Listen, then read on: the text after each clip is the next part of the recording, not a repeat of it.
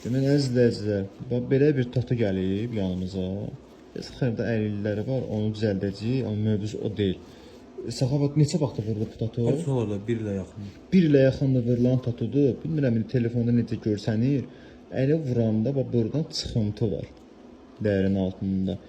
1 il vurulsa da yenə də bu tatu qaşınma verir. Səbəb nədir? İğnəni normadan artıq dərinin altına soxulmağı. Burada görürsünüz, hər də parıltı var. Bu normal deyil. Tatu əli sürtəndə dərdə hiss olmalı deyil, hamar olmalıdır. Baba, burada fikir verirsiniz çıxıntını. Yəni zoom edin, baxın.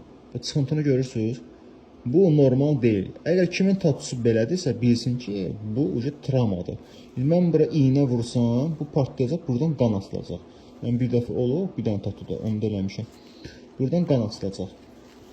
Ona görə də ki, tatu vurdanda ehtiyatlı olun. Bilin ki, dərin altına çox iğnəni soxmaqla, eləməklə o demək deyil ki, hə, kraska tam otursun, eləsin. Onu yüngül, müəyyən voltajda 2 gediş yox, 3 gedişlə də eləmək olar. Şərt deyil, belə eləyəsin. Ona görə də bunu sizinlə bölüşdüm.